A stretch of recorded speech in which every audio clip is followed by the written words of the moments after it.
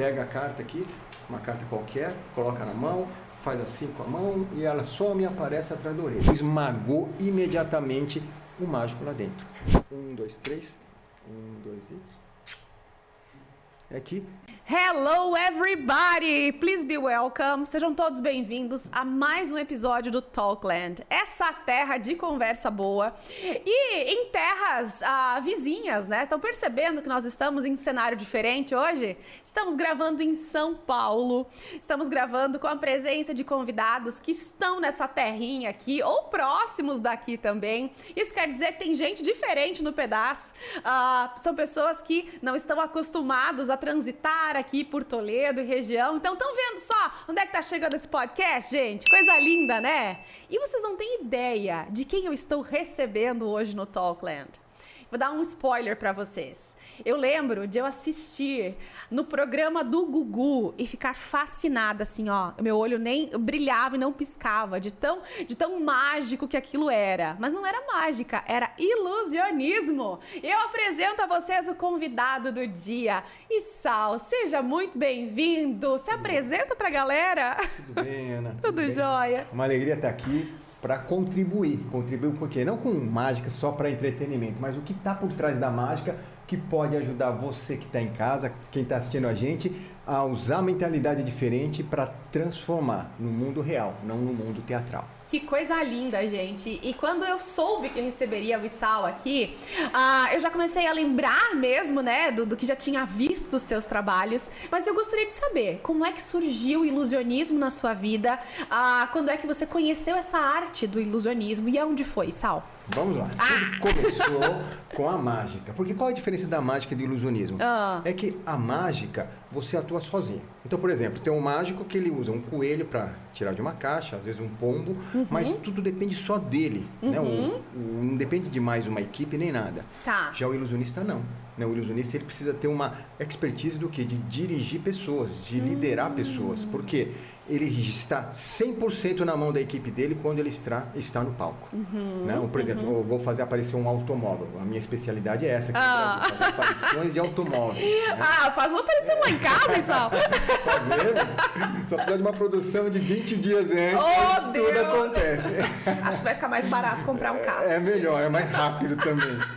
E o que acontece é que se eu não tiver uma equipe com autonomia, o espetáculo não acontece, o ilusionismo não acontece. Que é aí que nós entendemos que o que interessa para uma corporação quando eu compartilho a minha mentalidade é exatamente isso. O que é que a minha equipe de uma grande corporação, de uma grande organização precisa saber para ela enfrentar os desafios que ela, né, que estão diante dela. Entendi. Então é diferente. Mágica é uma coisa, ilusionismo é outra coisa. O mágico, se ele estiver sozinho, ele faz tudo o que ele precisa. Isso. O ilusionista precisa de uma equipe e todo mundo tem que estar alinhado. Exato. E para a corporação até falo, né? Por exemplo, às vezes o mágico quer falar sobre algumas coisas relacionadas à empresa. Mas, veja bem, a experiência dele é diferente de um ilusionista que está focado em comandar uma equipe. Por quê? Aquilo que eu sempre falo, o pombo não chega atrasado nunca no espetáculo. Né? Sim. E o coelho nunca vai processá-lo na justiça do trabalho, né? Diferentemente do ilusionista, que ele já enfrenta toda essa gama que não tem nada a ver com o espetáculo. Precisa de uma equipe. Ele precisa de uma estrutura para aquilo acontecer. Né? Assim como uma escuderia, com um piloto, que não adianta ele querer só pilotar o carro se ele não tiver uma estrutura onde tem o carro, os mecânicos, né? Toda a pista para ele correr. O ilusionismo também é a mesma coisa. Não adianta o cara querer ser ilusionista comprando uma caixa onde corta a mulher no meio e achar que ele já está vivendo o ilusionismo. Não está vivendo o ilusionismo. Ele precisa de uma estrutura completa e de uma mentalidade completa para desenvolver isso também. Porque mexe muito com a mente das pessoas, né, Issal? E além disso, ainda mexe com a mente das pessoas. Exato. Nossa, demais. Eu acho que é por isso que é tão fascinante, né? E quando é que você descobriu isso? Que queria trabalhar com esse imaginário, entrar na mente das pessoas e fascinar as pessoas com essas ilusões todas? É aí que está a curiosidade. Eu só entrei na mágica porque eu tinha uma deficiência. Por uma deficiência, não porque, eu quero ser mágico. Veja bem, quem é que, né, tem um filho que fala, eu quero que meu filho seja mágico quando crescer, né? Então, quer dizer, por que eu entrei na mágica? que eu era um cara muito tímido, sofria bullying na escola por ser o único asiático da minha classe. Você nasceu no Brasil, Isao? Nasci no Brasil, sou brasileiro. Aham. E eu até perguntava pra minha mamãe, sou brasileiro ou sou japonês? Porque Isao Imamura... Isao Imamura, totalmente japonês, Totalmente né? japonês, e o pessoal falava, ó, vai torcer pro teu time lá no Japão, né? Quando eu era criança. E aí minha mãe falou, não, você é brasileiro, filho, nasceu aqui no Brasil. Só que eu perdi o senso de pertencimento, porque eles brincavam tanto, de uma forma tão forte, que eu comecei a me isolar. Só que esse isolamento é que me preocupou meus pais, e aí eles tiveram a ideia, vamos dar uma caixa de mágicas, porque a mágica força a pessoa a mostrar a mágica para o outro. Ninguém faz a mágica sozinho no quarto. Precisa então, se expor. Precisa se expor. E aí talvez isso incentive. E foi o que deu certo. E foi o que aconteceu. Você ganhou uma caixa de mágica. 10 anos de idade. Você lembra o que tinha nessa caixa? Lembro que tinha até hoje. Tinha uma varinha mágica, tinha uma cartola com fundo falso, né? Tinha várias mágicas fáceis que qualquer criança pode fazer. E vinha com instruções ali? Vinha com manual de instruções. Mas foi aí que eu aprendi o seguinte, 2 lições muito poderosas. Primeira coisa, o melhor mágico do mundo não consegue tirar nada de uma cartola vazia. Como assim? O que quer dizer isso? Que se ele não preparar antes de entrar no espetáculo a cartola, colocando o que ele quer tirar para encantar a plateia, ele não vai fazer nada na hora do show, porque a cartola não foi preparada. Sim. E aí que eu falo, né? E o ser humano? O que é que ele tem colocado dentro da cartola dele, dentro da mente dele, para que na hora que nós precisemos de alguma habilidade especial, ele possa tirar e surpreender o mercado, surpreender o seu, né, o seu líder lá dentro de uma organização?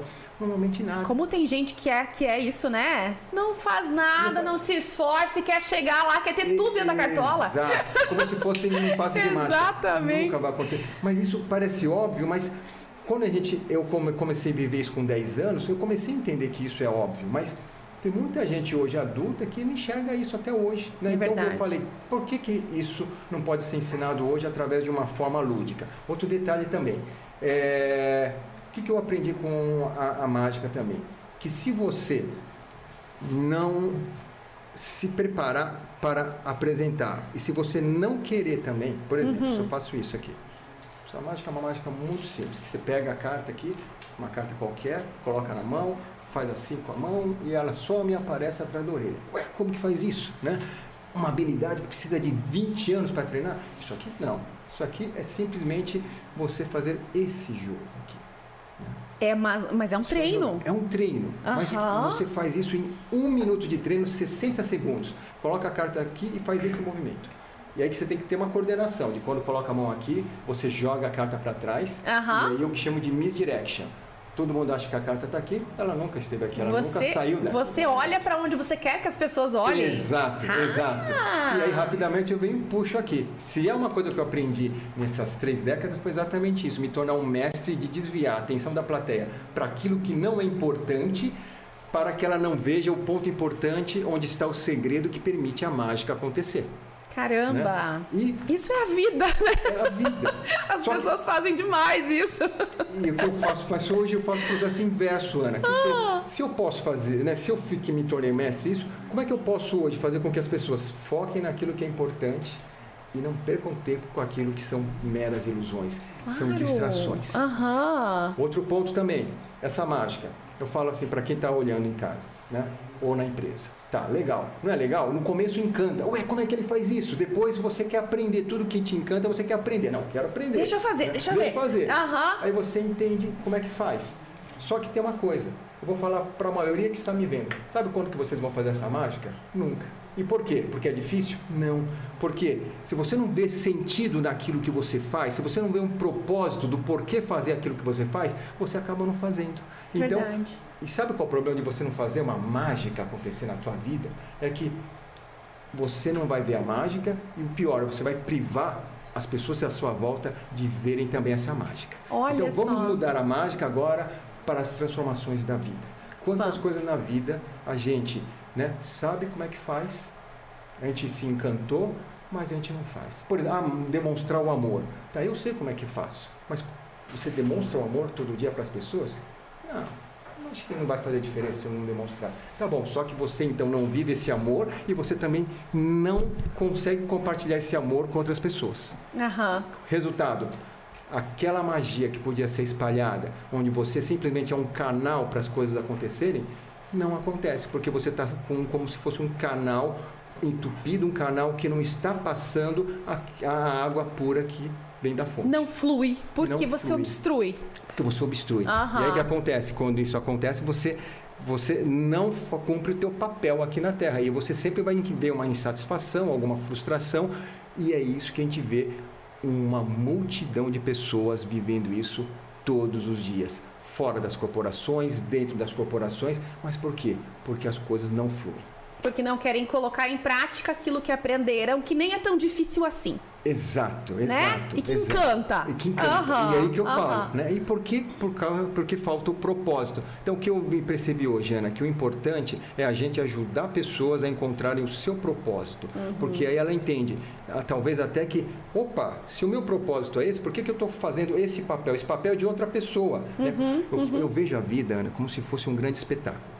Tá? Tem um criador, criou um grande espetáculo e ele convidou cada um de nós para fazer parte deste grande elenco. Né? E deu um papel específico para cada um. O que ele fez foi o seguinte, ele não falou quanto tempo dura esse papel para cada um. Talvez o meu papel dure muito menos que o seu, né? Sim. E não sei. Né? E para quê? Mas para que isso? Esse é o grande mistério da vida, para que a gente possa o quê? Cada dia que a gente acorda, né? Obrigado, gratidão, e vamos fazer o melhor que a gente pode enquanto a gente está vivo ainda. E outra coisa, tem gente que vai durar até o final do espetáculo também, quando as cortinas se fecharem. Mas ela também tem que ter o senso de urgência, porque quando as cortinas se fecharem, não haverá uma segunda apresentação. Ou seja, que a gente faça o melhor enquanto a gente estiver no palco, né? Diante de um elenco que está conosco, para que a gente possa, juntos, apresentar um melhor espetáculo. Valorizar aquela plateia, né, Issal? Exato. E tem gente que perde o papel no caminho, não tem? Perde o papel no caminho, quer pegar o papel do outro. Esse aqui, aquele lá é melhor, hein? O meu é um papelzinho de porcaria, aqui eu vou pegar o melhor. É assim que acontece. E quando a gente fala dessa questão de encontrar o propósito, eu vou compartilhar contigo que acho que isso não é um papel muito fácil, não, de encontrar o propósito. Sim. Você tem ajudado essas pessoas oferecendo ferramentas a elas? Sim, tem ferramentas e o melhor de tudo é conversando com elas, extraindo delas quais são os sentimentos que elas têm e que muitas vezes é muito diferente do que elas falam. Né? É aquilo que eu falo, que o meu irmão mais velho é o mestre Léo Imamura, é um grão-mestre na área do Wing Chun. O Wing Chun é um estilo de arte marcial. Uau! Ficou famoso porque Bruce Lee queria tanto aprender esse estilo para ele poder levar para o cinema de Hollywood, né? E foi lá que ele aprendeu com o mestre Iman. E o que aconteceu foi que... Quantos irmãos você tem, Sal? Eu tenho 3 irmãos. 3 irmãos? 3 irmãos. Eu tenho um mais velho, um mais novo e tenho uma irmã. Ai, que legal. Então tá. Então seu irmão é mestre em artes marciais. Artes marciais, no estilo Wing Chun. Um dos representantes, né? Um dos únicos representantes da América Latina aqui no Brasil. Que show. E o que acontece? O que acontece é que eu também falo isso porque eu treinei com ele. Muita gente fala, não, eu sou da paz, eu sou uma mansidão, né? Ele fala isso e você vê nos gestos dele quando as coisas estão tudo bem, como que a pessoa realmente é calma, é uma pessoa simpática. Só que o que acontece? No combate simbólico dentro do Wing Chun, o que é combate simbólico? É o momento em que você fica diante de outra pessoa e você faz determinados gestos como se você estivesse numa guerra, num combate com a pessoa mesmo. Né? Só que neste momento é um momento de crise. E aí, no momento de crise, aquela pessoa que parecia tão boazinha, não parece que é tão boazinha mais. Ela começa a virar um monstro e começa a querer atacar sem necessidade. E aí que a gente começa a ver que aquilo que a pessoa muitas vezes se desenvolve dentro do coração é muito diferente do que ela acha que é. Né? E a mesma coisa que a gente entende na mágica também. Tem gente que fala, não, isso é legal, está muito fácil isso aí, vou fazer. Quando a pessoa faz, ela faz tudo errado. Muitas vezes não se conhece. Porque a pessoa não se conhece. E quando se encontra em um momento de pressão, ela se revela. É isso? Exato. E a ideia nossa qual que é? Que você projete para o mundo a melhor versão de você mesmo. A melhor coisa. Porque quando você faz isso, você consegue o quê? Fazer com que as coisas realmente se transformem. Por isso que eu gosto muito de falar do amor, né? Que o pessoal fala, amor é um sentimento que às vezes eu sinto, às vezes não sinto. Mas quando você começa a entender que se seu papel é transmitir amor para outra pessoa, não é uma questão então de, às vezes eu sinto ou não sinto. Eu não sinto vontade de fazer a carta sumir. pode fazer, mas não sinto, tá bom. Mas então é uma questão de decisão. O que é que você decide fazer para colocar o amor na vida das pessoas e na tua própria vida? É uma decisão, não é uma questão de sentimento. Né? Eu não sinto vontade de fazer a mágica, mas tudo bem. Só que decida fazer a mágica. Mas quando eu faço a mágica, eu causo esse efeito. Exato. Eu levo a magia para outra pessoa. Né? Por isso que eu sempre faço esse gesto. O que é esse gesto? Esse gesto é o seguinte, é compartilhando a magia do meu coração. Porque para eu compartilhar uma magia, eu tenho que ter ela primeiro no meu coração. Quando eu faço esse gesto, como se fossem sementes que estou lançando para as pessoas, semeando uma semente de magia no coração de cada pessoa. Que lindo! E eu tenho certeza que você já lançou muitas sementes de magia, porque, como eu comentei contigo, eu te vejo fazendo esses grandes shows de ilusionismo há muitos anos. Então você conheceu, se encantou com a mágica com 10 anos. Mas de onde é que você trouxe tanta coisa diferente? Porque eu acho que antes de você a gente não via no Brasil shows de ilusionismo. E você hoje ou sempre foi, o maior ilusionista do Brasil. Como é que as pessoas chegaram a essa conclusão? Se nós não temos tantos ilusionistas também, vamos dizer pra galera como é que isso funciona? Vamos lá, perfeito. Eu relutava, falei, como assim o maior ilusionista, né? Poxa, não, ninguém... De onde vocês tiraram isso? Mas aí eu entendi que não é que é o melhor, porque, veja bem, cantor, quem que é o melhor cantor, quem que é o maior cantor? É assim, o melhor cantor, cada um tem um gosto diferente, eu acho que esse é esse, mas não é questão disso. Aí eu entendi o que é. É que eles falaram que é o maior ilusionista do Brasil em relação ao conjunto de obras que foram realizadas durante 2 décadas e não superadas até os dias de hoje. O que isso significa? Significa que com o pioneirismo que eu tive dentro do ilusionismo aqui no país, porque quando eu comecei no ilusionismo, não tinha ninguém ousava desenvolver o ilusionismo. Por quê? Custava muito. Segundo, precisa ter uma cultura para receber o ilusionismo. No Brasil não estava preparado. Você não faz ilusionismo sozinho. Não faz. Tinha que formar os profissionais, tinha que ver para qual mercado você ia atuar. E eu não sei, foi aquilo que eu falo, foi uma insanidade até, porque quando eu penso hoje, né, eu fico pensando, será que eu faria de novo isso? Aquela velha história, quando eu cheguei tudo era mato. É bem por aí mesmo.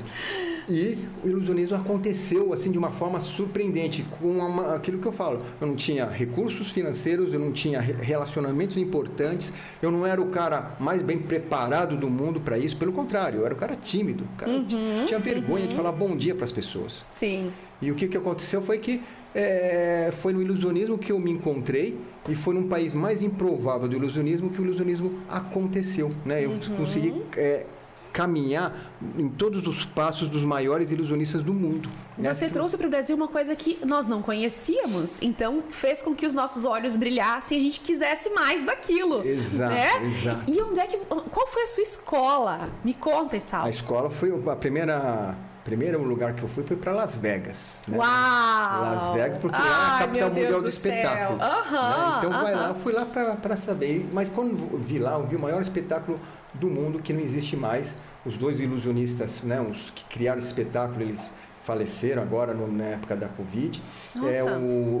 É Siegfried Roy, Masters of Impossible. O maior espetáculo de ilusionismo já produzido na Terra.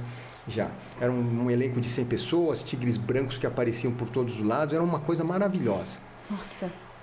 Só que lá me veio 2 sensações. O quanto que um ser humano, quando ele se propõe a fazer alguma coisa, ele faz algo excelente e é maravilhoso, mas ao mesmo tempo o quanto que aquilo era milionário e como que eu ia produzir aquilo aqui no Brasil. Né? Eu era recém-formado, porque até então eu fazia aquilo que meu pai queria que eu fizesse, ele queria que eu fosse um juiz de direito, então eu me formei em direito, né, para satisfazer a vontade dele. Só que depois que eu me formei, eu falei, pai, eu quero tentar aquilo que está no meu coração. Então ele foi por ilusionismo. Como é que ele recebeu isso? Ele ficou uma semana querendo, né, de madrugada, vinha falar comigo, porque eu já chegava de madrugada, né, para não encontrar com ele. E aí ele estava me esperando. Ela falou, filho, você tem certeza? Você se formou lá na Faculdade de Direito, eu estudei com o Dias Toffoli e Alexandre de Moraes. Caramba! Eram meus colegas de classe. E aí eu falei, pai, mas vou falar uma coisa, eu não amo aquilo o direito, né? Eu lembro que ficava assistindo aula de direito internacional e ficava sonhando em como trazer os espetáculos grandes para cá. Você focava em outra coisa do internacional, estava lá em Vegas. Lá eu era estrangeiro lá mesmo, eu não estava vivendo lá. E aí que eu entendi que e outra, não eram mágicas pequenas como cartas que somem, mas eu queria fazer algo grande, né? Carros que desaparecem, pessoas que sumissem e aparecessem. E por isso que eu fui para Las Vegas. Quando eu cheguei aqui, a frustração, né? De que, como que eu vou fazer isso acontecer? Mas você foi para Vegas como espectador. Como espectador, para entender, só que lá Mas vendo, você já conseguiu entender como eles faziam aquilo? Tinha duas coisas, é que lá estava tendo um congresso de mágicos internacionais, né? E tinha alguns fãs secretos que eu não sabia, porque como eu tinha ido antes no Japão fazer participar de uma Olimpíada de Mágicas, então tinha algumas pessoas que me reconheceram. Nossa, mas então você cursava direito, mas já estava na mágica. Já estava, porque era o meu hobby. Já eu nunca parei como mágica. hobby. Exato, eu nunca parei como hobby. Né? Sim. Desde os 10 anos de idade, a mágica foi o meu hobby preferido e nunca parei. Mesmo depois que entrei na faculdade, fazia mágica lá na faculdade. E são coisas que eu nem imaginava. Então existem eventos de mágica pelo mundo. Tem, eventos para desenvolver a arte mágica no mundo. É isso mesmo. Caramba! Então a tua primeira escola foi o Japão. E o primeiro lugar que eu fui, né, representar o Brasil oficialmente no mercado internacional foi o Japão. Caramba! Né? E lá a gente conseguiu, pela primeira vez, o Brasil se tornou o primeiro país da América Latina a conquistar um prêmio olímpico na arte da mágica mundial. Prêmio olímpico? É uma Olimpíada de Mágicas. Caramba, que tudo! Que show! Então, esse movimento veio com esse conhecimento adquirido no Japão. Sim. Você chegou em Las Vegas já meio que entendendo os bastidores e foi lá que você se inspirou para começar a montar os seus primeiros shows aqui no Brasil. Exato. Só que teve um gap aí, sabe por quê, Ana? Porque eu entendi que aquilo que eu fiz no Japão, que era mágica, né? Tudo bem, eram coisas bem diferentes, originais, não era um conhecimento que serviria para o ilusionismo. Né? E tanto que eu fui fazer aqui no Brasil mesmo, vendi um show de ilusionismo, né? E foi péssimo, porque eu tive que devolver o dinheiro pro cliente depois. Você tá brincando? Porque deu tudo errado. Eu não acredito. Deu tudo errado. Né? E por quê? Eu achava que ganhei um prêmio no Japão. Sou, né, agora um cara bom demais. Claro, meu Deus, eu chego agora com esse certificado do Isso, Japão aqui, ó. Perfeito, é isso aí. Não serviu para nada, né? O conhecimento pro ilusionismo que eu queria, nada. Sim. Né? Mas é aquilo que eu falei. Lá nesse show fracassado, eu escrevi o Manual do Fracasso, Ana. O que é o Manual do Fracasso? Em vez de eu desistir, eu falei, deixa eu colocar no papel o que aconteceu de errado. E quando eu coloquei no papel, ficou um calhamaço assim só de coisas que eu cometi de erros, que eu acreditei que se eu fizesse diferente, o show teria um resultado diferente. Analisando a resposta da plateia, os sustos, as expressões... As mágicas que não deram certas. O que eu fiz aí? O Manual do Sucesso. Eu falei, então se eu inverter tudo isso, vai dar certo. Eu chamei equipe que não era profissional, então temos que chamar uma equipe profissional. Eu ensaiei um dia de ensaio, então vamos ter que ensaiar pelo menos uns 10 dias antes, tá bom. E aí eu comecei a trabalhar ao contrário. Afiar o teu machado. Afiar o machado. E foi isso que fez a diferença, né? Porque no momento em que estava tudo parado, não tinha perspectiva nenhuma, uma empresa, né, fez um contato comigo e falou assim, Issal, a gente vai lançar um produto, né? Você pode fazer um ilusionismo para lançar o nosso produto? Eu falei, naquela altura do campeonato fazia tudo, qualquer coisa, né? Afinal de contas, tinha que provar pro meu pai que... Exato, que eu queria voltar pro direito, porque eu falei para ele que eu voltaria se não desse certo.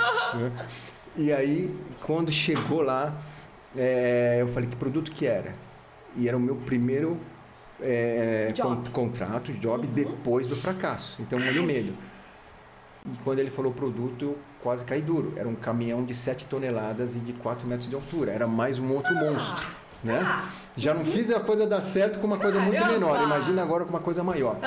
Mas agora eu tinha o Manual do Sucesso.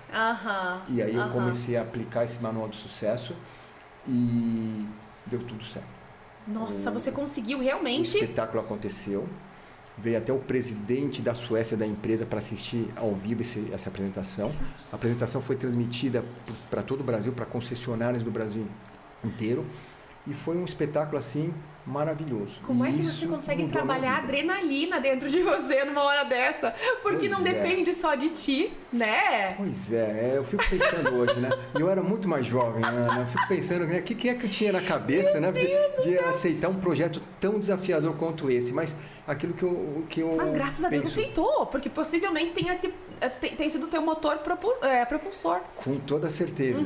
Mas eu entendi que quando você não é aquela coisa, se você não sabe que é impossível, você acaba fazendo. Exatamente. Né? E uma coisa que eu não tinha naquele momento era alguma dúvida do que eu queria. Eu tinha um sonho de fazer acontecer as coisas e eu falava, não, vale a pena o esforço. E foi aí que as coisas foram acontecendo. E Sal, e você comentou que existe uma diferença gritante de fazer ilusionismo no Brasil e nos Estados Unidos ou em outros países, porque existem pessoas lá que já são preparadas para isso. Já existem equipes que pensam e que já estão alinhadas. Sim. Aqui ainda não tínhamos isso. Você precisou preparar todos os membros da sua equipe? Eu tive que formar um a um. Pessoas que nunca trabalharam com ilusionismo na vida, elas estariam agora participando de um espetáculo que exigiria um nível 7 de conhecimento, vamos dizer assim. Caramba! Né? Eu tive que formar, então, em alguns meses, aquilo que muitas vezes os profissionais levam anos para aprender. E recursos? Você fez de alguma forma?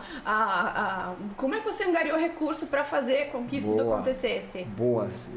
Esse é o grande mistério. Porque tem muita gente que ama mágica e ilusionismo que está assistindo esse podcast, né? Vai que a gente pode inspirar aqui futuros ilusionistas. Hoje mudou muito. Hoje, se você vê hoje o mercado já está, devido a essa globalização, você já começa a gostar da mágica assistindo as coisas pela internet. Então você quer ver ao vivo. Já mudou muito. Naquela época não tinha internet, as pessoas não enxergavam nada pela internet. Ninguém sabia o que encontrar dentro do show. Não sabia o que encontrar. Perfeito, falou bem, exatamente isso.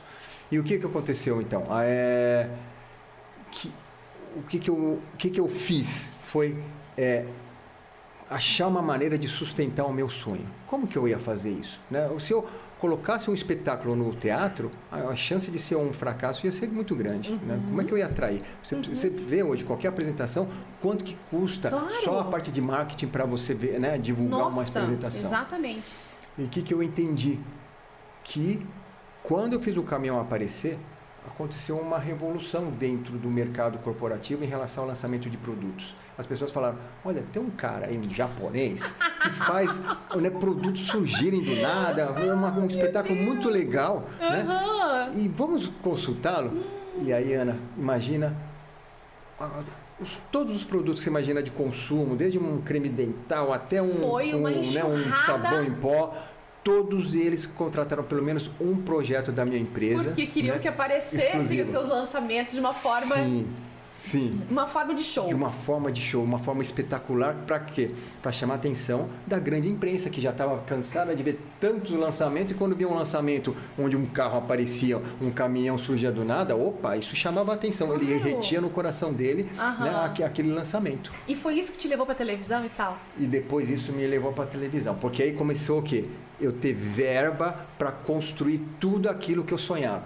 Então, imagina que para as corporações, tudo que você imaginar de ilusionismo, né, de voar pessoas, desaparecer coisas grandes, tudo que custam, coisas assim que custam, às vezes, centenas de milhares de reais, às vezes tem custos que são milhões mesmo. Nossa! Né? Só que você usava todo esse recurso para poder fazer as coisas acontecerem. Meu Deus. Então você foi trilhando ali, foi galgando, foi chegando até onde você sonhava chegar. Exato. Quando você foi para a TV, fazer ilusionismo na televisão é diferente de fazer ilusionismo em um palco?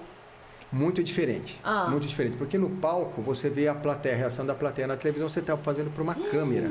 É muito frio. Até tem uma plateia lá, mas não é... Não, e em geral a plateia nem vê o que você faz muitas vezes. Porque eles estão atrás das câmeras. Estão atrás das câmeras, não conseguem enxergar direito. Sim, né? E outra, é tudo comandado. Então não sabe se pode aplaudir, não pode aplaudir, é tudo... Fico esperando a plaquinha. Isso, é uma outra realidade.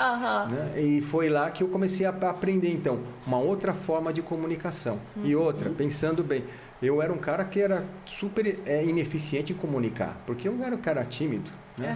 Eu lembro que tinha um pessoal de mágica que me ajudava a aprender a fazer mágica, eles falavam, isso é melhor você não falar durante a apresentação, porque quando você fala, você estraga tudo. Então eu ficava até quieto, mas chegou uma hora que eu falei assim, se eu não falar, né? Aqui no Brasil não adianta ficar fazendo aquela mágica clássica que nem acontece na Europa, Estados Unidos, que o cara vai lá, não fala nada e faz as coisas acontecerem. Não funciona, você tem que falar. Tinha uma vez um cara que era mascarado, que parecia... Tinha. Tinha muita vergonha, Tinha. Não, esse aí ele escondia a cara porque ele revelava os segredos das pessoas e aí ele tinha que esconder um pouco a cara para não ficar muito ser exposto. linchado, Essa que era a ideia. Para não sumirem com ele depois. Essa que era a ideia. Entendi. Isso. É verdade, ele revelava os segredos das Isso. mágicas, é verdade. Tinha outro intuito, então. Pode ser que tenha uma timidez por trás, mas não era só isso. Não era só isso. A ideia foi uma produtora que criou esse formato de programa. O ilusionismo fazia sucesso no mundo inteiro. Como é que a gente pode criar agora um contra-ilusionismo? Vamos dizer assim. E aí começaram a convidar pessoas para revelar os segredos. Nenhum mágico aceitou, nenhum ilusionista aceitou. Imagina, porque você vai contra todo aquilo que...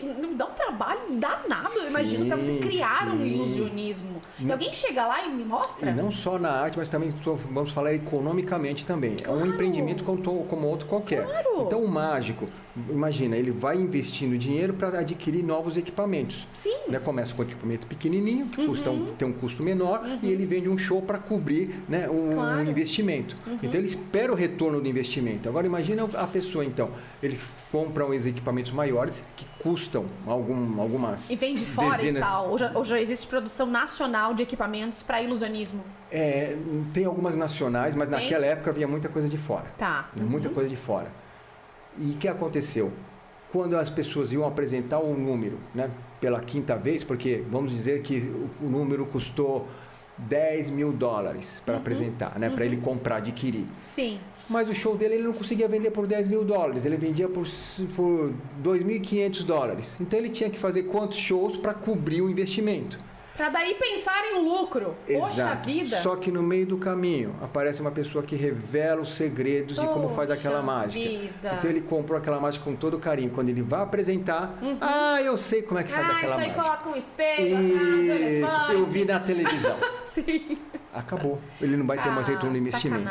Por isso que muitos mágicos realmente eles odiaram esse movimento, entraram com processo contra isso, e outros juraram a própria artista de morte. Se aparecer, se descobrissem quem era. Isso. E no eu final, acho que nunca apareceu, não, revelou, porque fazia parte de toda essa história no final, a revelação de quem que era. E era um mágico conhecido no mundo? Não artístico? Era um mágico tão conhecido, não era. Era um sacana mesmo. Era um mágico que trabalhou, eu vi ele em Las Vegas, né? Sim. Então, era um mágico que estava atuando, ele fazia um espetáculo bom até em Las Vegas, né? Mas acabou aceitando esse papel que não foi muito positivo. Sim. E esses números, a gente assistindo fica apreensivo, você chega a ficar eu ficava nervosa, e eles chegam a ser perigosos para quem está participando? Sim, Quando que é perigoso? É perigoso quando você não ensaia direito e você não faz um investimento adequado. Então, por exemplo, no caso lá, quando veio o Mr. M revelar, o mágico mascarado revelar os segredos, nós já estávamos quase há 10 anos no mercado brasileiro. Então, para nós não afetou muito, porque nós já tínhamos a nossa própria carreira já muito bem estabelecida. Agora, o que acontece? É que muitas vezes a pessoa querendo aparecer mais do que pode, ela quer fazer coisas mirabolantes, coisas perigosas. Então, até colocando a vida em risco. E tem um mágico... Sua própria vida e a de quem está participando daquilo, né? Exato. Pior ainda. Por exemplo, tem um mágico norte-americano que ele ia escapar de uma caixa que era enterrada a não sei quantos metros de profundidade, jogando terra, e ele tinha que sair da caixa e aparecer respirando vivo lá de fora, como se fosse enterrado no cemitério e depois sai pela grama. O que aconteceu foi que ele quis inovar, chamar a atenção, chamou toda a imprensa e ele fez uma caixa não de madeira, uma caixa de acrílico, para que as pessoas pudessem enxergá-lo lá. E o pior, em vez de colocar terra, ele falou, vamos colocar concreto em cima, porque concreto fica mais difícil da pessoa sair. Só que o que ele não pensou, porque talvez por economia ou talvez por falta de uma consultoria melhor, concreto pesa muito mais que terra. E quando o concreto foi jogado em cima da caixa de acrílico, esmagou imediatamente o mágico lá dentro. E ele faleceu na hora, não conseguiu resistir. Ou seja, são loucuras, aquilo que a gente fala. Para a gente fazer o show de estreia, nós fizemos pelo menos 10 apresentações no oculto, no secreto, ou seja, sem que ninguém visse. Claro. Né? E é isso que a pessoa não tem noção. Eu lembro de ter visto uma reportagem de uma atriz que participou de um filme super famoso de mágica. Truque, alguma coisa? Truque de mestre. O truque de mestre. Sim. E ela diz que em uma das cenas que ela estava debaixo da água, acorrentada, Sim. e ela tinha que se desvencilhar daquelas correntes e sair da água. E ela quase se afogou de verdade. E o pessoal achando que ela estava interpretando, arrasando lá. E ela, quando saiu, falou, gente, eu quase morri, né? Então, sim, pode ser perigoso. Fiquei espantada com aquilo. Não tem essa de que você aperta um botão e tudo acontece e você está livre em 5 segundos. Não é bem assim, não. Sempre tem um risco, mesmo de altura, mesmo de ser esmagado, de morrer afogado. E aí, por curiosidade, esse filme Truque de Mestre é um filme que eu amo muito, porque eu sou o embaixador oficial desse filme aqui no Brasil. Jura? Tanto Nossa, é um filme fantástico. Quem não assistiu ainda, procure.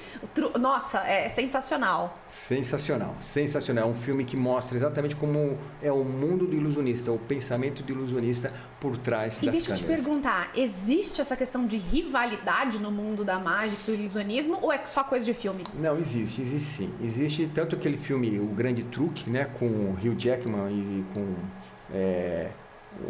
o outro... Eu achei que você ia tirar alguma coisa de trás dele. Não. O Christian Bale, eles são 2 mágicos que eram parceiros e depois viraram inimigos mortais. Mortais. E só isso acabou em morte no final e tal. E realmente havia mesmo uma guerra de ver quem que era o melhor e quem que era o pior, né? Ou quem que chamava mais atenção. Sim. É o ego, é a vaidade, é o orgulho, a soberba. Isso faz parte, infelizmente, de muitos artistas até os dias de hoje. E os seus ilusionismos, você mesmo os cria ou você viaja ainda buscando referências? Como é que começa a criação do teu trabalho? Os dois. Tem técnicas que você cria, mas tem muita coisa que você pega já com a técnica pronta. Qual que é a obrigação do ilusionista? Como que ele vai usar, decidir como que ele vai usar essa técnica que está na mão dele. Para que vai usar? Uma mesma técnica pode fazer com que vários ilusionismos aconteçam? Exato. Pode fazer. Usar de várias formas. Então, se você sabe tirar coelho, você tira qualquer coisa da cartola? Tira o que você quiser da cartola. Trocar o que você quiser. Né? É a mesma técnica muitas vezes. E o que é importante é o porquê que você faz aquilo que faz. Assim como tudo na vida que a gente faz, né? Mais importante do que o que eu vou tirar é o porquê que você está tirando aquilo. Né? Então, muitas vezes, eu lembro bem disso aí. Mágicos que muitas vezes pegam lá, colocam a mulher numa caixa, corta no meio, né? Faz um gesto de podem aplaudir, né? Mas o que ele quer dizer com aquilo? Né? Que ele tem um cara que é poderoso, depois junta de novo e era isso que começou a perder sentido, né? E na minha vida eu amava fazer a mágica, mas chegou uma hora, Ana, que começou a perder o sentido, né? Mesmo? Por que eu ia continuar fazendo isso? Porque não tem mais fim. Chegou uma hora, você fala, vou fazer aparecer um carro, maravilha, depois vou fazer aparecer um helicóptero, maravilha, depois um avião, maravilha, depois um prédio, chega uma hora que você fala, isso não vai... Não tem mais o que agora, não, né? Isso não te motiva mais, não te inspira mais. É mesmo? Você chegou em uma fase da sua vida que você percebeu que não tinha mais propósito? Não tinha mais propósito. Aliás, eu percebi que o meu propósito era muito fraco, que era o quê? Eu ficar famoso, fazer aquilo que eu sonhava fazer, né? E aquela coisa. Ganhar muito dinheiro com isso, porque se ganha bem, porque você é um cara que faz coisas diferenciadas. Você é detentor de uma habilidade que todos querem. Exato. Então, aquilo você pode precificar bem, né? À vontade. Você no céu é o limite. Você não tem o que... Só que o que acontece? Só que se você não tem um propósito claro, isso não alimenta mais você. E foi o que aconteceu comigo. É mesmo? Chegou um dia que eu acordei e falei... Eu sempre perguntava, por que eu faço aquilo que eu faço? E sempre tinha uma resposta. Para você ganhar mais, para você ficar mais famoso, para você ganhar mais prestígio, para você ter mais poder. Até que chegou um dia, por que eu faço o que eu faço? E não tinha mais a resposta. Caramba, Sal. Isso eu falo para todo mundo. Se você não conhece o propósito, faça essa pergunta todos os dias. Se você não achar uma resposta que te convença lá no coração, quer dizer que está na hora de você... Mas tem que ser honesto. Tem que ser honesto. Bem honesto. Mas sabe uma coisa? Tem gente que se engana até o último dia da vida. É impressionante. Caramba. Isso. E a pessoa vai fazendo. Por que você vê tantos artistas, Ana? Pensa bem, que foram um sucesso e de repente caem no álcool, caem no sexo, caem nas drogas. E por que isso? Porque chega uma hora que o sentido já perdeu faz tempo, só que continuo tendo dinheiro. Então deixa eu ver o que o dinheiro pode comprar. Pode comprar poder, pode comprar isso, pode comprar aquilo. Caramba, e se perdem no meio de tanto sucesso. Então, ter uma carreira brilhante podia influenciar multidões para um caminho que poderia mudar o destino da humanidade, só que acabam de uma forma mal. Né? Aquilo que a gente fala, melhor do que como a gente começa é como a gente termina. Né? E essas pessoas terminam de uma forma muito Muitos deles, mortes trágicas, inclusive, né? Trágicas. Astros, assim, de uma magnitude esplendorosa que tem um final muito triste, realmente, porque perdem o propósito. Né? Não enxergam mais dentro deles. Porque quando você é mais jovem, você tem um sonho. Tudo bem, são sonhos mais infantis, vamos dizer assim. Mas conforme você vai amadurecendo, os sonhos vão ficando mais elaborados, mais complexos. O grande problema é quando a pessoa fica mais madura, né, de idade, até mesmo de pensamento, só que os sonhos dele continuam aquele sonho infantil ainda. Né? E ele continua vivendo aquilo como se ele achasse, o cara está com 70 anos e acha que está com 30 ainda. E ele começa a querer se satisfazer com aquele sonho ainda. Que não satisfaz mais. Não mais. Porque ele já se transformou, ele já é outro ser. E aí que ele vai começar a buscar preencher de outras maneiras que ele pode. Aconteceu contigo isso, Sal? Comigo aconteceu muito antes de acontecer esse ponto. Porque quando eu comecei a perceber que não fazia mais sentido, eu tive vontade de parar. Olha. Né? Até o pessoal falou, será que foi uma síndrome de burnout? Eu falei, creio que não. Porque quando você estava no ápice, aparecendo em todos os programas de TV, que eu me lembro. A empresa estava a todo vapor. Né? Só que eu não queria mais levar em frente isso. E foi então que eu parei com tudo e eu não sabia o que fazer da vida. O que as pessoas olharam para ti e disseram? Tá doido, Sal? Não. Porque eles não sabiam disso. Eu não contei nada pra ninguém. Entendi. As pessoas não sabiam. Quem estava bem de fora falou, uau, esse cara aí, né? Cada vez ele inventa coisas diferentes.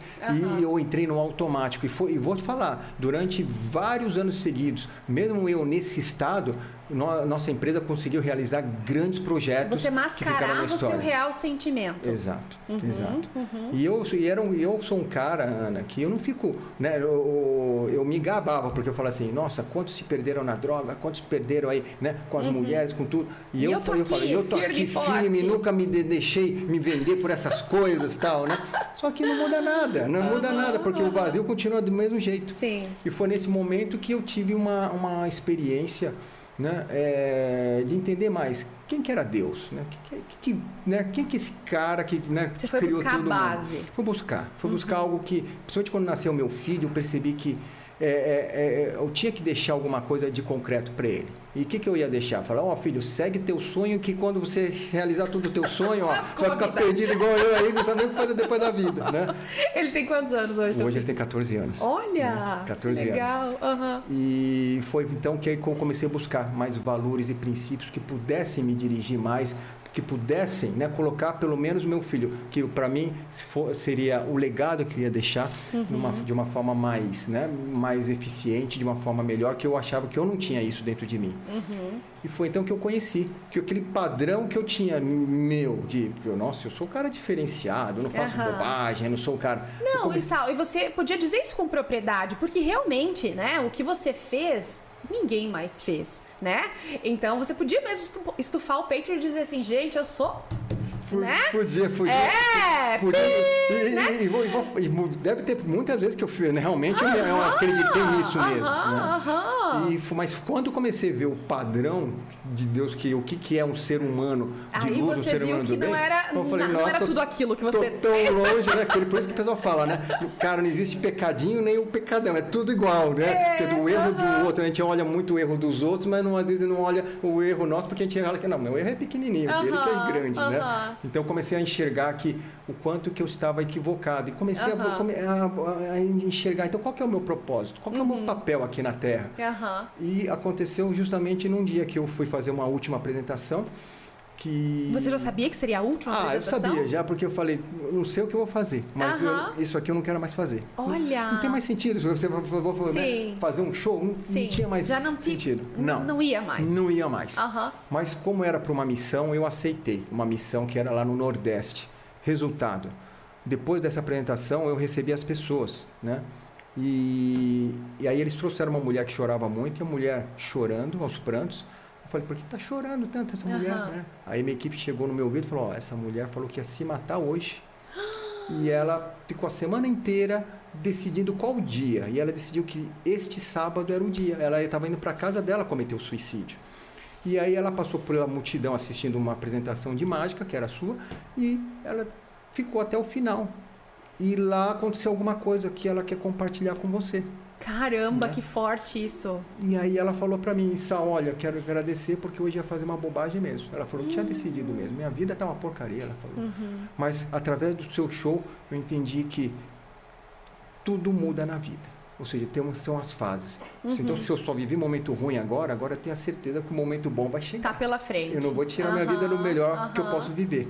Né? E ela falou, e isso não é um achismo. Agora, você colocou no meu coração uma certeza de que isso vai acontecer. Né? E foi nesse momento, Issal, que você percebeu que poderia usar todo o teu conhecimento, teu potencial no ilusionismo, na mágica, para transformar a vida das pessoas? Foi aí que eu entendi que aquilo que eu fazia era muito mais do que simplesmente fazer algo impressionante para receber aplausos. Fazer algo impressionante para satisfazer um sonho egoísta que, né? Legal, faço já o que eu amo fazer. E foi nesse momento que tudo começou a voltar ao sentido, porque uma mágica tão boba quanto essa aqui, né?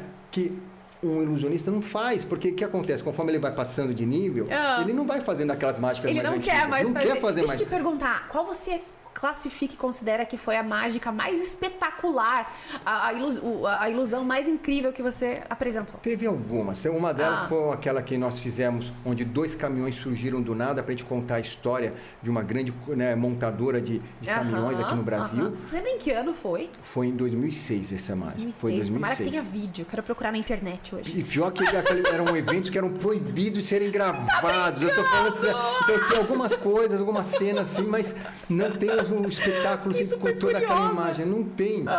Outro detalhe foi quando a gente colocou o ilusionismo no carnaval também brasileiro, que isso aí foi uma grande... era uma grande meta minha, colocar minha marca em tudo que era cultura brasileira. E foi pro carnaval. E foi pro carnaval, coloquei no rodeio, futebol, tudo. Como é que foi no carnaval? O que você fez lá? Carnaval, colocamos em 2003 a primeira apresentação de ilusionismo na história do carnaval. Até então nunca ninguém usava o ilusionismo. Onde o Carlinhos Jesus, que era o diretor de coreografia lá, ele vestido de Moisés, ele levitou, né? Era uma história sobre Moisés, né? Com as 12, com as tábuas lá da lei, né? Com os 10 mandamentos. Você fez ele levitar na Sapucaí. Exatamente. Caramba! E foi aí, então, foi o, assim, né, o comentário. Sensação. A partir do ano seguinte, todas as outras escolas começaram a mudar as fases estéticas. Daí começaram a te ligar. Oi, tudo bem? Eu ligava, outros tentavam fazer do jeito deles mesmo. Entendi. E aí a coisa foi, né, a coisa foi evoluindo. Então são coisas assim que são difíceis. Por quê? No carnaval, você é rodeado por todos os ângulos. Não tem outra coisa, tem não é? Câmera de baixo, de cima, de lado.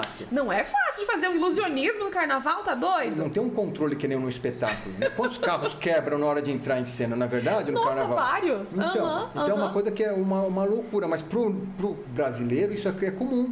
Tem que fazer o espetáculo com essa realidade. Sim. Então, colocar o ilusionismo, que é uma cultura totalmente, né, americana, tudo cronometrado. É como se fosse mandar um astronauta para a NASA, né, da NASA para o espaço. Sim. Como é que a gente vai fazer, nesse ambiente todo caótico, fazer um foguete chegar na Lua? Então, era esse o desafio que a gente tinha. Você lembra quanto tempo de até pensar o quadro, até realizar, você levou? Foram 6 meses de trabalho, de pesquisa e de teste de investimentos. 6 meses. Caramba, é muita coisa. E fazia de um jeito, fazia de outro, e foi. E já tentando levar em consideração tudo que poderia acontecer ali, sim, né? Plano A, plano B, plano C. Isso coisa mesmo. linda. Não, isso é demais. Os ilusionistas, eles hoje têm, depois de alguns anos, alguma classe organizada que rege algumas diretrizes e normativas ou não? São profissionais livres? Não, são profissionais livres.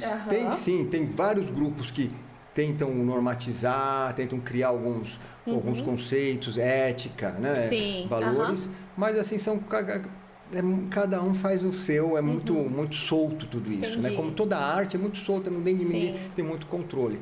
O que eu decidi fazer foi o seguinte: com aquela virada que eu tive de chave junto com aquela moça, eu entendi que agora minha missão era colocar o ilusionismo para o desenvolvimento humano. Eu falei, nunca mais eu voltaria para o entretenimento apenas, porque isso já não me preenche mais. Agora, você precisava de alguma coisa mais completa. Sim, como é que eu posso gerar mais valor através daquilo que eu faço? Claro. Né? Que não fosse ligado simplesmente à arte, à cultura, à diversão. Que também é lindo, né? Mas para ti já chegou, já deu. Exato. Né? Qual que é o próximo passo? Exato. Né? Qual que foi o próximo passo? E hoje eu entendi, depois da pandemia, na pandemia a gente fez algo fantástico, né? Junto com o Kaiser, que é um menino fantástico, que tem uma história maravilhosa também, um amigo muito grande. Nós fizemos um evento lá no Allianz Parque. Né? Em plena pandemia, ele fez um evento e me convidou para participar, só que lá, ninguém estava lá para ver um carro sumir ou alguma coisa desaparecer ou aparecer. Não era um espetáculo, eles queriam, né, respostas, alguma esperança para aquele momento mais caótico da pandemia, que ninguém sabia o que fazer. Estavam pensando em desenvolvimento pessoal, precisavam de um conforto. Exato, para aquele momento. Um conforto, uma linha para seguirem. E lá eu fiz uma apresentação muito simples, não com aquela estrutura que você imagina, mas com estrutura simples, onde o conceito principal era aquilo que eu compartilhava do coração para eles. Eram 500 carros assistindo a apresentação, não tinha plateia. Eram em carros. Sistema drive-in, ninguém podia estar aplaudindo.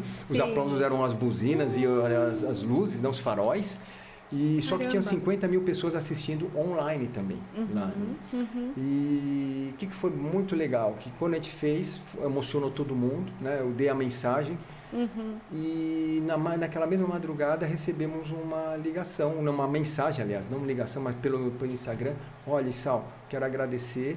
Meu primo falou para assistir, eu ia matar a mim e a minha esposa, porque nós investimos todo o dinheiro que nós tínhamos num comércio e com essa pandemia tudo parou, né? Estávamos sem chão. E quando vimos a tua apresentação, nós começamos a enxergar uma nova perspectiva de vida, né? Então a gente quer agradecer você por isso. E hoje a gente já está com um outro plano, né? E você imagina que no meio de todas essas pessoas, poucas compartilham, mas muitas vivem coisas parecidas ou iguais. É verdade. Né? Então você pode pegar essas pessoas, esses relatos e multiplicar, não dá nem para imaginar por quanto, né? Então é um trabalho muito, muito belo. O que você faz no ilusionismo já encanta, mas agora tem fundamento, tem propriedade, tá o teu coração todo ali envolvido e com certeza você está ajudando muito mais pessoas. Mas me explica, o que são os 3 T's? É como que você usa, né, aquilo que Deus deu para você aqui na Terra. Sim. Talento, tempo e tesouro. Talento, tempo e tesouro. Todo mundo vem com esses recursos e sal. É igualzinho todo mundo, né? Só que depois aí cada um, né, faz o que bem entende com o seu. Entendi. E foi quando eu enxerguei isso que eu percebi que o que eu posso contribuir com as pessoas, né? Eu já trabalhei para as maiores organizações. A Forbes falou, né? Você atuou para as organizações, para as marcas mais valiosas do mundo, né? Eles contrataram projetos seus. Ok. E daí, o que eu posso fazer com isso agora? Foi então que eu entendi que eu podia ensinar pessoas a terem uma mentalidade, não de desistirem na primeira barreira, mas assim como um ilusionista, como que eu posso fazer aquilo que é impossível acontecer? Isso tem todo um processo de mentalidade, tem um processo que eu chamo também de espiritualidade, da pessoa entender qual que é o papel dela aqui na Terra, e é uma coisa de se desenvolver mesmo. Por isso que hoje, né, tudo que eu faço em relação à mentoria e a cursos tem a ver com isso. Como que a pessoa pode mudar a mentalidade para um próximo nível de vida que ela quer chegar. Não estou falando que eu sou um guru, que tudo que eu vou falar é uma fórmula mágica, não é nada disso, mas é uma experiência que eu vou proporcionar para ela, para que ela possa, através daqueles momentos que ela estiver comigo, ela vai ter alguns insights que ela não teria numa vida comum. É lógico, se você quer ter uma mentalidade disruptiva, como é que você vai ter uma mentalidade disruptiva fazendo a mesma coisa? Repetindo a tua rotina, né? Ali, não vai vir, né? Vai vir. Agora, a partir do momento que você faz um negócio, né? Que coloca a tua mente para trabalhar. Por exemplo, aqui. Você pega aqui essas cartas aqui. Tem 4 cartas. Vou fazer com você também. Eu gostaria que você pensasse numa delas e só pensasse, não falasse para mim. Eu? Tá bom? Tá. E você em casa também. Tá. Bem. Então, cartas aqui iguais. Agora eu vou fazer o seguinte, tá? Vou pegar aqui, tá? Vou tirar, né, uma carta aqui e vou fazer 1, 2, 3, 4 e vou guardar a última aqui no meu bolso. Tá bom? Pronto. Você acredita que aquela que eu guardei no bolso foi a carta que você pensou? Acho que não sei, acho que não. Não. É difícil, né? Eu também acho que é difícil, mas vou pegar aqui a carta e vamos ver. Ó, carta que você pensou, por acaso, foi essa? Pode ser que sim, pode ser que não. Não. Não? Não. Né? Mas alguém em casa pode ser que tenha pensado, né? Tá. E eu vou falar o seguinte, o que a mágica ensina? O que o ilusionismo ensina de mentalidade? É que a gente sempre pensa, né, naquilo que a gente vê. Só que aquilo que a gente vê muitas vezes é uma mera ilusão e tomamos as decisões erradas, não porque queremos, mas porque não enxergamos a realidade de uma forma adequada. Como você não escolheu essa, Ana? Porque se aqui eu só tenho 2, 2, 2 e 2, você só poderia ter escolhido o 2 de ouros, não tem mais nenhuma outra opção para escolher. Quem escolheu o 2 de ouros, parabéns, porque todas são 2 de ouros. Gente, vá. Como é que pode? Aqui na minha frente, vocês estão vendo de casa, né? Mas eu tô aqui. Alguém da produção conseguiu captar alguma coisa? Gente, por favor, é demais. E é um truque de cartas, que, né, as pessoas pensam... Básico, não, truque básico, né? E aí que tá, você falou bem, as mágicas mais básicas são as melhores para você trazer, por exemplo, né, aqui, ó, se eu pego uma rosquinha aqui, vou pegar aqui uma rosquinha aqui, essa verde aqui, as melhores, né, mágicas mais simples são as melhores para trazerem grandes insights, ou seja, que aquilo que você vê nem sempre é aquilo que está acontecendo, ou seja, nós estamos colocando uma emoção, nós estamos colocando uma visão muitas vezes limitada em relação àquela realidade. E a pergunta é, o que é que está por trás daquilo que você não está vendo? E quantas pessoas se deprimem por comparar-se ao que só enxergam na internet? Não é uma... O Instagram é uma ilusão, gente!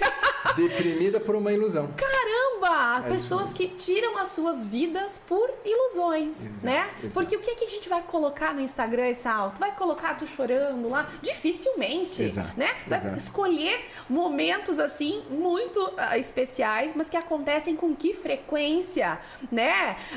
E as pessoas que olham a vida... Eu vejo a vida de muito artista e penso, cara, mas a minha vida é bem judiada, hein? Tá louco? Tem que trabalhar tanto, né? Caramba! E eu acho que falar disso é muito importante também. É né? muito importante. Porque o que acontece? Principalmente no Brasil, aquilo que eu falo. No Brasil, a gente também tem um pouco de algumas ilusões. Quando a gente fala do brasileiro, sempre a gente ouve falar muito do quê? Da corrupção. Né? A gente sempre ouve falar muito do quê? Daquele...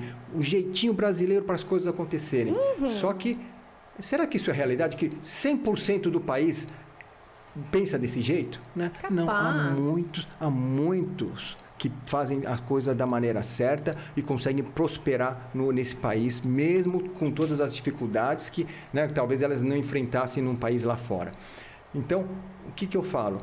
Por que a gente não pode exaltar agora, né? Tirar de luz, tirar de visão esses que fazem as coisas que muitas vezes com corrupção, muitas vezes comprovada, claro. E a gente não começa a mostrar o que o outro lado daquele cara que não era nada e conseguiu, de repente, tinha tudo para não ser nada e ir para o caminho errado, mas não, tomou uma decisão que virou o jogo e hoje ele é uma referência no empreendedorismo. Quantas pessoas temos como essa? Transformam as suas realidades, isso é muito bonito. E por que a gente não fala dessas pessoas? Então a ideia é exatamente trazer à tona isso. E o ilusionismo, a mágica, serve exatamente para balançar exatamente esse pensamento. O que é que você está vendo, que você acredita que é verdade e que no fundo é uma mera ilusão e você está correndo atrás de ilusões em vez de fazer o teu papel ser, né, fazer o teu papel ser cumprido. É uma bela reflexão. É pra gente parar de correr atrás do que é ilusão, do que a gente imagina que seja realidade e focar no palpável, naquilo que a gente realmente pode fazer acontecer, né? Exato. E a gente tem um potencial que a gente nem imagina, né, Issal? Nem imagina. Só quando você começa a colocar na prática, por isso tem o método Issal, que é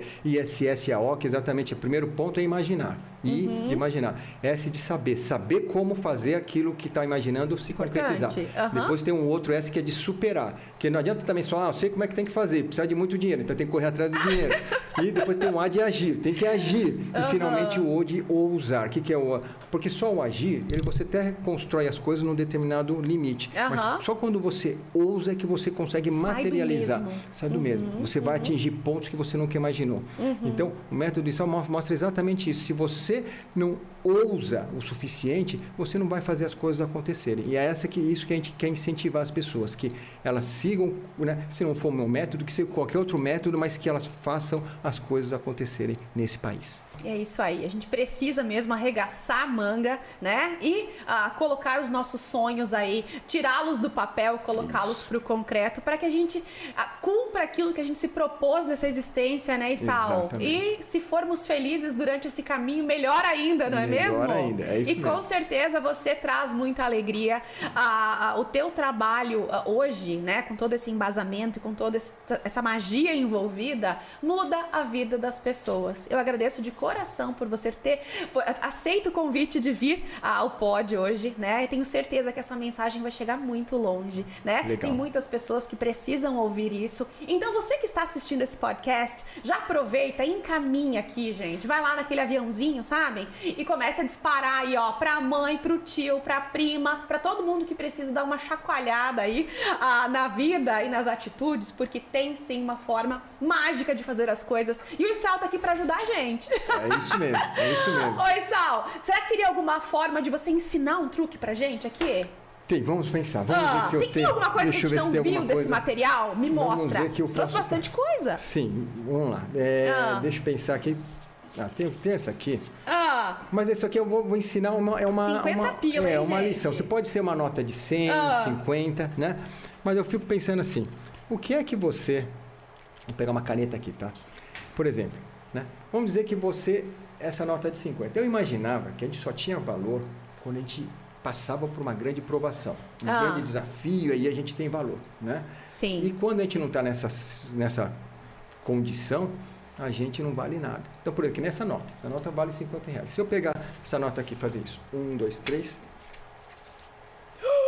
e furar a nota, primeiro que eu estou cometendo um crime aqui federal nesse exato momento. Né? Segundo que eu perfurei a nota. Será que essa nota ainda tem valor desse jeito? Né? E o pior ainda, vamos ver, se eu fizer isso aqui, 1, 2 e pronto. E agora? Agora o crime ficou completo, né? Eu estraguei uma nota. Mas qual que é a ideia minha que eu quero mostrar? É que, normalmente, a gente valoriza aqueles que passam por essas provações e eles se mostram completamente intactos depois, né? Mas o que eu quero ir mais fundo é que não é porque que essa nota, por exemplo, está amassada, por exemplo, que ela não vale mais R$50. Ela vai sempre valer R$50. Se ela for jogada no chão e alguém encontrar, ela vai continuar valendo R$50. Então, qual que é a mensagem que eu quero compartilhar com todo mundo sobre isso? Quantas vezes, por uma condição que a gente está passando de dificuldade, a gente acaba se desvalorizando. Né? Verdade. Ou seja, a gente mistura a condição com a posição. Um rei, não é porque ele saiu do palácio dele e ficou por um dia na caverna, de repente, porque estava chovendo muito, ele ficou lá na caverna, que lá na caverna, que está tudo de uma forma muito precária, que ele deixa de ser um rei. Pelo contrário, ele continua sendo um rei. Simplesmente a condição já não é mais aquela que ele tinha lá no palácio. É verdade. Então, por que a gente esquece disso no dia a dia? Né? Muitas vezes a gente passa por uma dificuldade, seja financeira, emocional, uma dificuldade assim que a gente fala, putz, eu não sou nada nessa vida. Mas a gente sabe, de alguma coisa que a gente era, do dia seguinte a gente se transforma em nada. Isso é mera ilusão, né? Como essa nota aqui. Não é porque eu estou amassado, que eu estou caído no chão, que eu não valho mais. Porque quando for encontrado, eu vou ter o meu mesmo valor. É como se fosse a luz. Isso é legal. O que eu imagino? Somos todos luz. Se somos pontos de luz, somos como se fôssemos uma lamparina, uma lanterna, um foco de luz muito forte. Lembrando que o foco de luz não é colocado debaixo de uma mesa. E nem debaixo de um cesto ou de alguma caixa. Mas ele é colocado no alto, para iluminar mais ainda o ambiente. Então que a gente lembre sempre disso, que quando a gente desenvolve essa luz dentro de nós, não é nem nós que vamos tentar correr lá para o alto. Tudo é levado para que nós possamos iluminar o máximo de pessoas. Então que cada um de nós sejamos luz, possamos desenvolver a luz dentro de nós. Eu achava que, quando artista, eu ficava buscando as luzes do palco, né, para eu iluminar e para todo mundo ver a minha luz. Só que o que eu entendi, que quando você tem a luz interna, você não precisa de luz de palco, de refletor, não precisa pisar em nenhum lugar, porque a tua luz brilha tanto que no lugar mais escuro você vai fazer toda a diferença. Que lindo! Nossa, é de refletir demais em cima disso. E muitas vezes a gente pensa que tem que fazer grandes coisas, mover montanhas para que a nossa luz seja percebida e notada. Exato. Mas às vezes são gestos tão pequenos, né, Isao, que já fazem com que a nossa luz ilumine a vida de tanta gente. É isso mesmo, falou tudo. Né? Pequenos passos que fazem grandes diferenças, falou tudo. Então a gente tem que começar devagarinho mesmo. Devagarinho mesmo. Porque a gente olha pro outro e fica comparando, mas ele fez isso. Mas o Isao ajudar as pessoas é uma coisa, porque ele, né, tem uma base incrível, tem preparo, tem uma vivência. Claro, ele vai ter possibilidade de iluminar muito mais pessoas, muito mais pontos. Mas todos nós temos essa luz. Exato. E temos que servir de holofote na vida das outras pessoas. Exato. Que lindo. Isao, obrigada de coração, tá? Por estar aqui no podcast, por ter trazido essa mensagem tão preciosa pra galera. E espero te rever em outros momentos. Vamos sim, com alegria. Vamos compartilhar mais. Vamos ensinar, porque assim, um dos pontos meus hoje é ensinar pessoas a se comunicarem, a elas compartilharem aquilo que tem no coração. Muitas vezes a pessoa fala, mas eu sou tímido, não, mas meu negócio não é, eu não sou artista. A ideia é o seguinte, eu nunca acreditei que tem que ser um artista para compartilhar o que está no coração. Você tem que ter o quê? Um propósito muito claro, um porquê você faz aquilo que faz e um sentimento de urgência, ou seja, que você não está o tempo todo aí, né, só para comer, dormir, se divertir e depois aí ter filho, né, brincar com os netinhos. É muito mais do que isso. Você, né, vale muito mais do que isso e tua missão é muito maior que essa. É isso aí, gente. Então sejamos holofotes nesse planeta, né? Isao, muito obrigada. Galera que acompanhou o nosso podcast até agora, um beijo e nos vemos no próximo capítulo. See ya, bye bye!